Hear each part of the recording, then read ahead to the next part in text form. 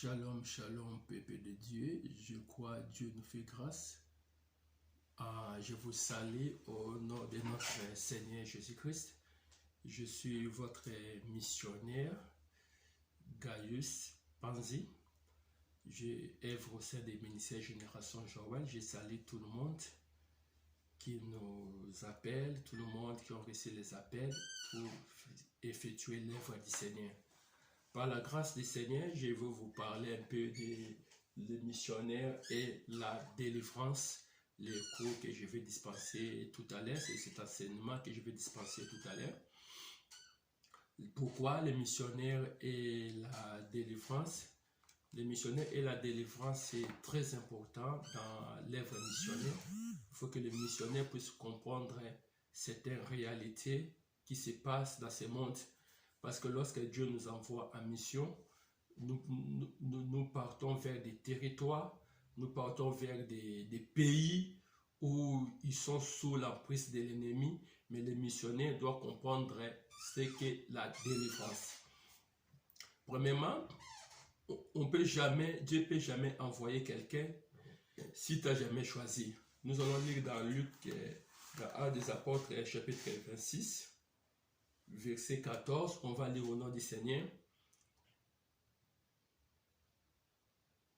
Nous tombâmes tout par terre et j'attendais une voix qui me disait en langue hébraïque, Saoul, Saoul, pourquoi me persécutes-tu?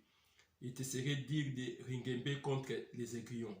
J'ai répondu, qui es-tu Seigneur? Et le Seigneur dit, je suis Jésus que tu persécutes. Mais lève-toi et tiens-toi sur tes pieds, car je te suis apparu pour t'établir ministre et témoin des choses que tu as vues et de celles pour lesquelles je t'apparaîtrai.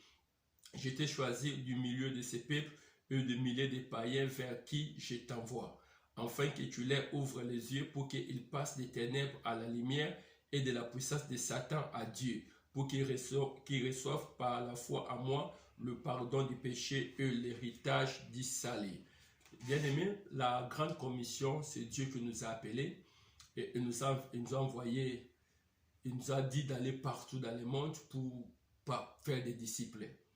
Mais il faut premièrement, les missionnaires doivent comprendre sa mission.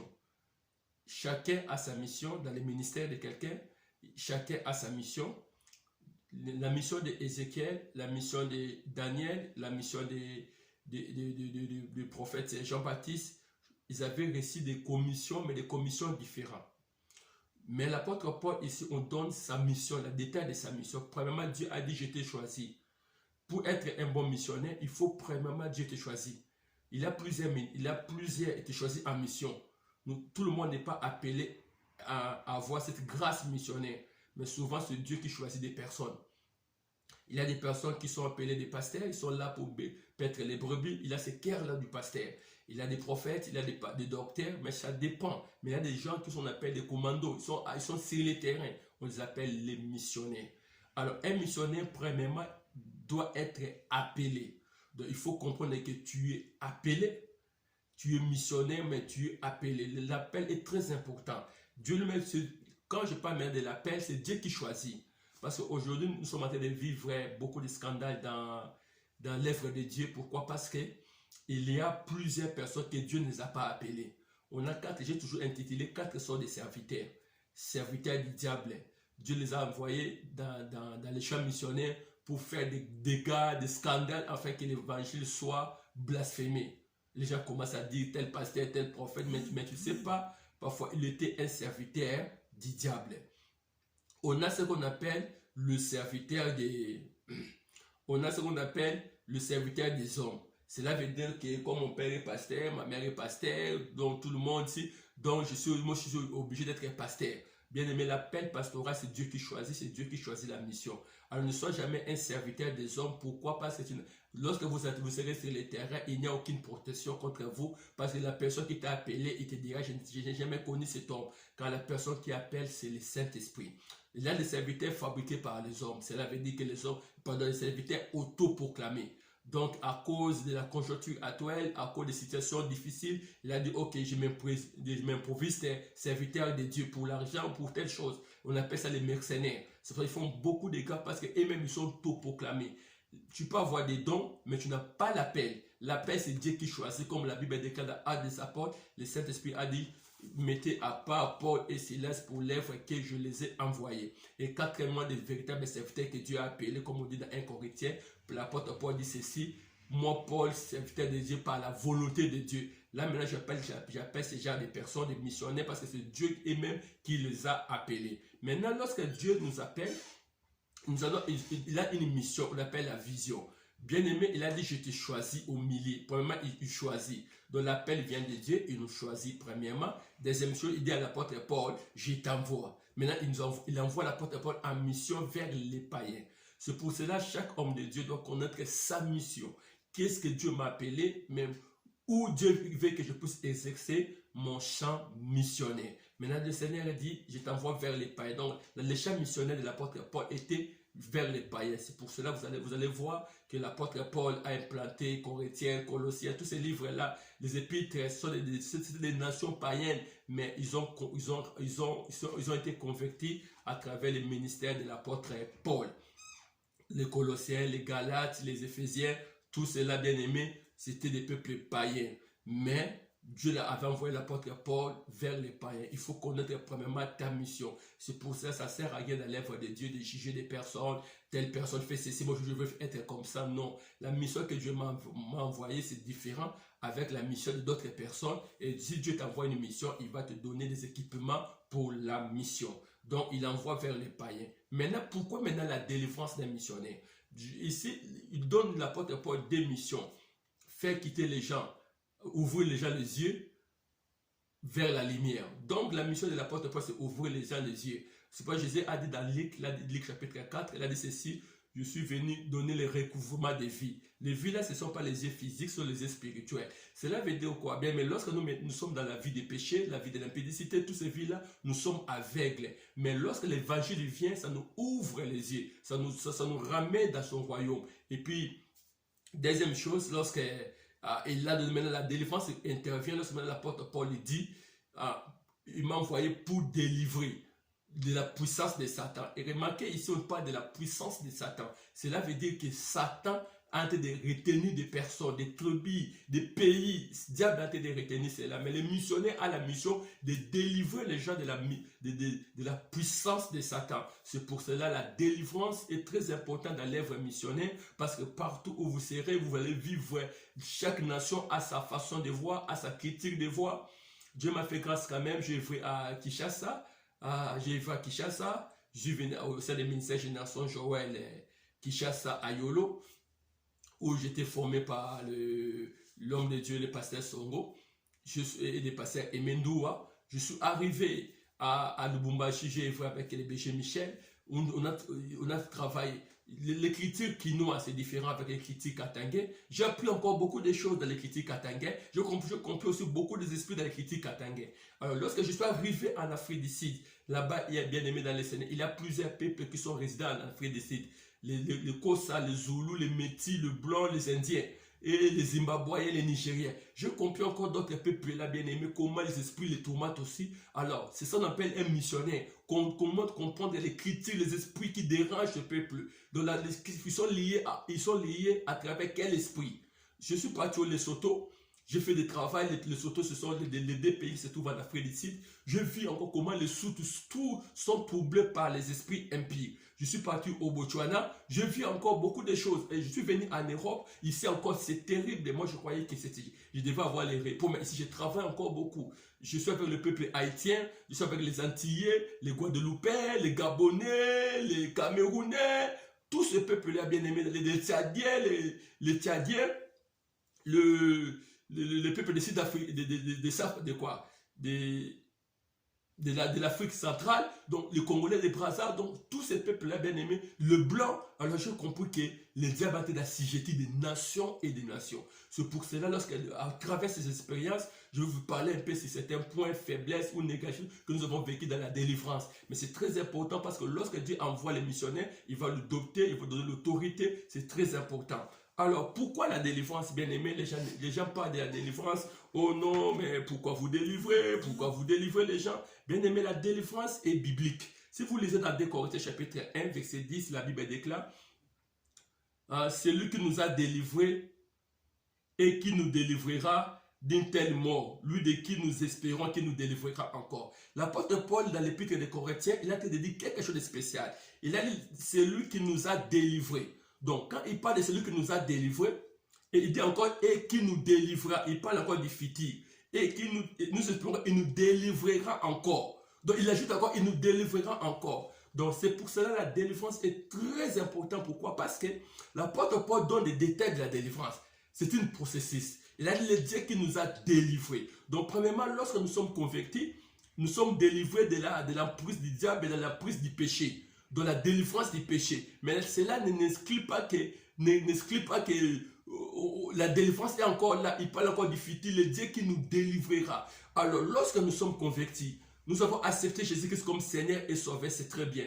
Comme j'ai donné toujours l'exemple de la résurrection de Lazare. Lazare a écouté la voix du Seigneur. Et Dieu a dit à Lazare, ôte la pierre. Or, la pierre dans la Bible signifie, Dieu a dit, n'ayez pas le cœur de la pierre. Donc la pierre, lorsqu'on avait ôté dans les tombes de Lazare, c'était la repentance.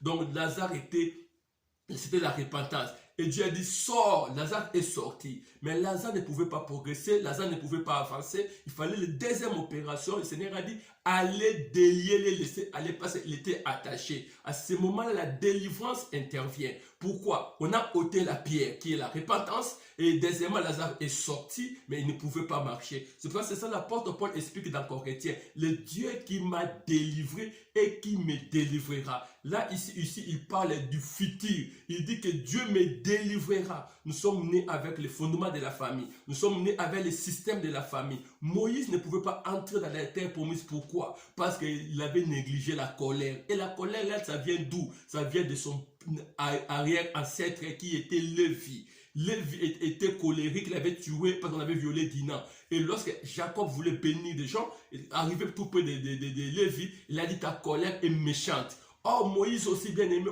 on lui a dit de parler au rocher, il a frappé le rocher à cause de colère.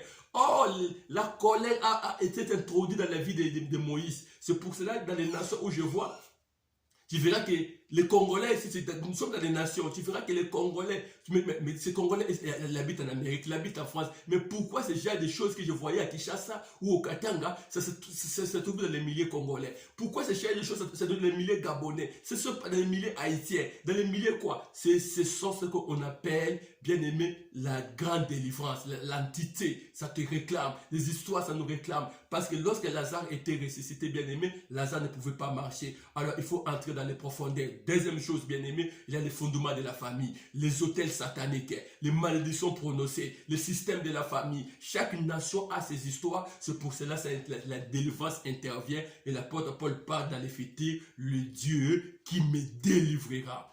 Alors, je suis en train de continuer. Maintenant, la personne qui délivre. Bien aimé, ici, je parlais ici de bilan spirituel. Le missionnaire doit connaître premièrement, je pars en mission. Il faut que Dieu me donne. Mais avant d'aller en mission, il faut premièrement faire des calculs. Tu ne peux jamais aller en mission sans faire des calculs. Si nous lisons dans Luc chapitre 14, verset 25 à 31. Luc chapitre 14, verset 25 à 31. Je lis au nom du Seigneur. La Bible déclare. Luc chapitre 14, verset 25 à 31. Je lis au nom du Seigneur. Car lequel de vous, s'il veut bâtir une tour, ne s'assied d'abord pas pour calculer la dépense et voir s'il a de quoi les terminer. De peur qu'après avoir posé les fondements, il ne puisse l'achever et que tous ceux qui le verront ne se mettent à les railler, en disant, cet homme a commencé à bâtir et il n'a pas pu achever. Ou quel roi, s'il va faire la guerre à un autre roi, ne s'assied d'abord pour examiner s'il peut avec 10 000 hommes marcher à la rencontre de celui qui vient l'attaquer avec 20 000. S'il ne le peut, tandis que l'autre roi est encore loin, il envoie une ambassade pour demander la paix. Ainsi donc, quiconque d'entre vous ne renonce pas à tout ce qu'il possède ne peut être mon disciple. Pour être un très bon missionnaire, il faut faire le bilan spirituel, il faut se renoncer. Bien aimé, aujourd'hui, nous sommes en train de vivre des morts des missionnaires, des morts des personnes prématurées dans l'œuvre de Dieu, parce qu'ils avaient négligé la délivrance de soi-même. Tu ne peux jamais aller délivrer quelqu'un si toi-même tu n'es pas délivré. L'exemple de l'apôtre Paul, avant que Paul puisse aller en mission, Dieu l'a envoyé vers Ananias, bien-aimé, pour qu'on fasse la délivrance de ses écueils. Et c'est à ce moment-là que Ananias avait fait la délivrance de Paul, et Paul est allé en mission. Tu ne peux jamais aller en mission à tout un état faible. C'est pour cela que nous sommes... Cela veut dire que bien aimés, nous sommes en train de vivre beaucoup de scandales, beaucoup de choses dans l'œuvre missionnaire parce que nous avons négligé le bilan spirituel. Quand je parle de bilan spirituel, c'est le taux de délivrance de vous-même. Alors, Jésus a donné l'exemple. Qui voulait bâtir une maison, il faut pas me faire des calculs. J'ai le budget pour terminer cette maison. Et dès que vous avez ce budget, bien aimé, tu vas terminer la maison. Mais si tu n'as pas le budget, tu te lances directement dans la mission, bien aimé, dans les Seigneurs. Tu as négligé certains points, bien aimé. Ces choses-là vont te réclamer. Vont nous réclamer et les gens vont se moquer de vous. Il y a beaucoup de moqueries. Pourquoi? Parce que nous lançons les missionnaires dans les champs missionnaires, mais ils meurent dans les champs de bataille. Pourquoi? Parce qu'ils avaient négligé eux-mêmes, ils avaient négligé l'auto-délivrance. Ils avaient négligé l'auto-délivrance. C'est pour ça que si tu voulais aller en guerre, il faut calculer.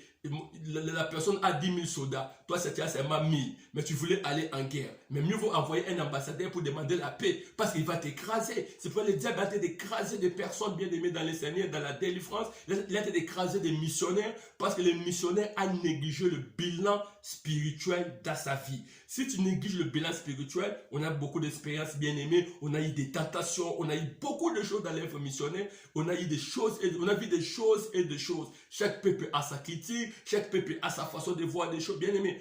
Tu verras des Antillais, tu verras des Haïtiens, tu verras des Kossa, des descendants de Bochimais. Alors, si tu as négligé, bien aimé, la délivrance, ça va avoir beaucoup de conséquences dans votre vie. C'est pour cela la délivrance de soi-même est très importante. Et quand je parle de la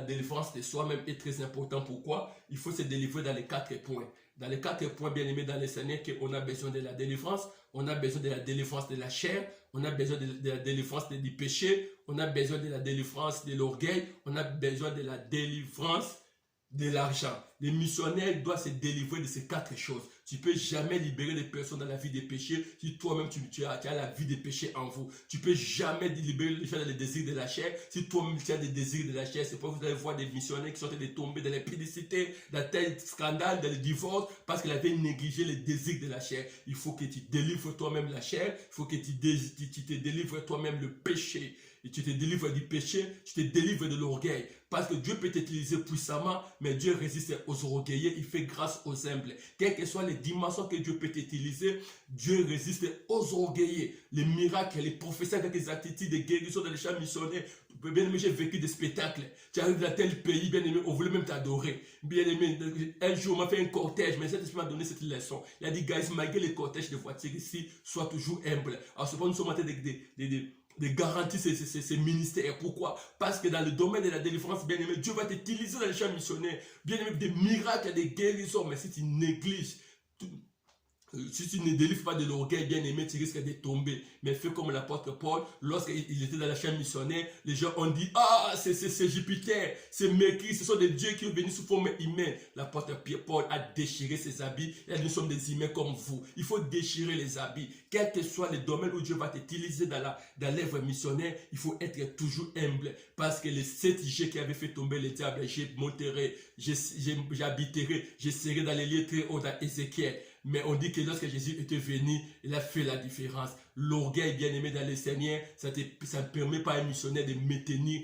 dans l'œuvre missionnaire. L'amour de l'argent, ne fais jamais l'œuvre déjà pour de l'argent. On a beaucoup d'expériences bien aimées. C'est Dieu qui t'a appelé. Dieu va te choisir. Dieu va pouvoir à ta mission. Dieu va faire beaucoup de choses sur ta mission. Si c'est véritablement Dieu t'a choisi au lieu d'être un mercenaire dans le champ missionnaire. Alors, si le missionnaire maintenant se délivre de ces 4 choses, le péché, le désir de la chair, mais c'est beaucoup, parce que les champs missionnaires, imaginez-vous, je vous donne un exemple. Un jour, je faisais la délivrance d'une Kossa. Tu sais, les Sud-Africains, ils ont des bassins là terribles. Ils sont des géants bien aimés. Je faisais la délivrance, j'ai terminé. Les critiques, c'est comment? Après la délivrance, on te fait la collade. Donc, pour me dire merci. Elle, maintenant, elle avait des mauvaises intentions. Elle m'a serré comme ça. Elle ne voulait pas me laisser. Bien aimé, je suis quand même humaine. Alors, si bien aimé, je n'avais pas les alliances, je n'avais pas les interdits, je n'avais pas beaucoup de choses bien aimées, j'allais tomber. J'allais tomber, bien aimé, j'allais tomber. Parce qu'elle ne voulait pas me laisser. Elle voulait dire, parce que j'ai besoin. Elle dit, I need you, j'ai besoin de toi. Oh, bien aimé.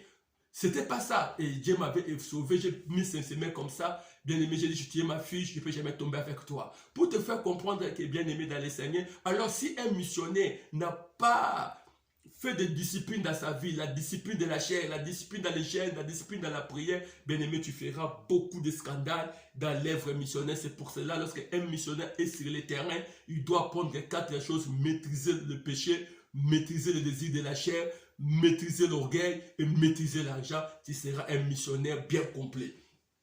Alors, je vous dis, qu'est-ce que la délivrance, bien aimé dans le Seigneur? Qu'est-ce que la délivrance? Il faut premièrement comprendre qu'est-ce que la délivrance. Alors, je résume cela rapidement parce qu'on n'a pas assez de temps pour ces maudits. Qu'est-ce que la délivrance? La délivrance, bien aimé, c'est libérer quelqu'un de la captivité. C'est libérer quelqu'un de la captivité. C'est expulser les esprits maléfiques d'une personne ou d'une chose. C'est chasser les esprits de quelqu'un qui tourmente, que les esprits sont en train de les tourmenter. La délivrance signifie aussi, bien aimé dans les Seigneurs, c'est détacher les liens de vie enchaînés par la méchanceté. Le monde des ténèbres a enchaîné des vies de personnes, mais les gens ont besoin d'être délivrés. Détruire les jougs de l'ennemi. Donc détruire les jougs que vous mettez chez l'esclave. Tu détruis cela au nom de Jésus. Annuler les malédictions, les mauvais sorts et les charmes jetés par les gens. C'est ça, c'est la délivrance. Être délivré des forces de l'oppresseur, telles que les pulsions sexuelles, l'alcoolisme, les fausses religions, la masturbation, l'urine dans les lits. C'est ça aussi la délivrance. La nettoyage spirituel de la maison, des bureaux. Tu fais des nettoyages spirituels. Un jour, aux délivrances au Lesotho, on a délivré pour la maison. Bien aimé, un boa est sorti, on a tué le boa physiquement. C'est nettoyer spirituellement, briser les chaînes des entraves sataniques, briser les chaînes de quelqu'un, enlever le fardeau lourd, invisible. Il y a des personnes qu'on les a placé les fardeaux, mais toi tu as la mission de les enlever, ces fardeaux. Déraciner les semences sataniques dans la vie de quelqu'un, la détruction des œuvres de Satan, tu détruis les œuvres de Satan, enlever l'embargo. Cela veut dire qu'on a dit à la personne, tu ne vas pas progresser, tu ne vas pas avancer, mais bien aimé, mais lorsque tu fais la délivrance, tu enlèves l'embargo dans la vie de quelqu'un. C'est libérer quelqu'un des attaques démoniaques ou de l'impurité, des démons impurs, des démons cubus, les délivrer de ces attaques, être libéré de l'influence satanique. La délivrance signifie encore limiter contre les contre-attaques des esprits maléfiques. La délivrance signifie encore se libérer des alliances maléfiques. Ça signifie encore faire la purification. Ça signifie encore libérer quelqu'un. Donc, en veut dire, la délivrance, c'est faire sortir quelqu'un, comme on a dit dans l'Acte des Apôtres, de la puissance de Satan vers la lumière de Dieu. Et c'est ça ce qui signifie la délivrance. Alors, qui a besoin de la délivrance? Bien aimé, nous tous, on a besoin de la délivrance. Et les ministres de Dieu et des territoires que vous avez, on a besoin de la délivrance. Il y a des groupes et des groupes de personnes qui ont besoin de la délivrance. Le premier groupe de personnes qui ont besoin de la délivrance, ce sont des personnes qui sont démonisées. Ce sont des groupes de personnes bien aimées, ils ont déjà signé le pacte avec Satan. J'ai vu ça dans des nations, j'ai vu ça dans des pays, des gens ont signé le pacte avec Satan. Bien aimés, ce sont des illuminates, les occultismes, les sorciers. Là, maintenant, on appelle les groupes de personnes qui sont démonisées. Ils ont besoin de la délivrance parce qu'ils ont signé le pacte avec le diable. Il y a des personnes dans le groupe de la délivrance, ceux qui constamment dans leurs rêves, ils voient des maris de nuit, des femmes de nuit, des démons incubus, des kibis, ils se voient dans des fêtes. J'ai vu des Haïtiens qui me disaient, papa, je me vois dans l'eau, surtout des Gabonais sont terribles, dans des rêves. Ils voient toujours dans l'eau, ils ont des esprits terribles. À travers eux aussi, ils ont besoin de délivrance. Ils se voient sortir de son corps. Tu te vois bien aimé, on te fait manger la nuit. Vraiment, il y a plus de 40 rêves que je peux vous expliquer. Mais comme je n'ai seulement 20 minutes, je n'ai pas assez de temps. Le troisième groupe de besoins qui ont besoin de la délivrance, c'est qui participent dans les organisations religieuses non chrétiennes. Bien aimé, la sainte doctrine, c'est quoi? C'est accepter Jésus-Christ comme Seigneur et Sauveur. Nous croyons au baptême de l'eau par immersion. Nous croyons au retour de Jésus-Christ. Nous croyons que seul Jésus-Christ, son nom peut sauver. On ne croit pas à notre cérémonie. Mais toutes les histoires qui viennent derrière, oh, ceci pour être sauvé, amener ceci.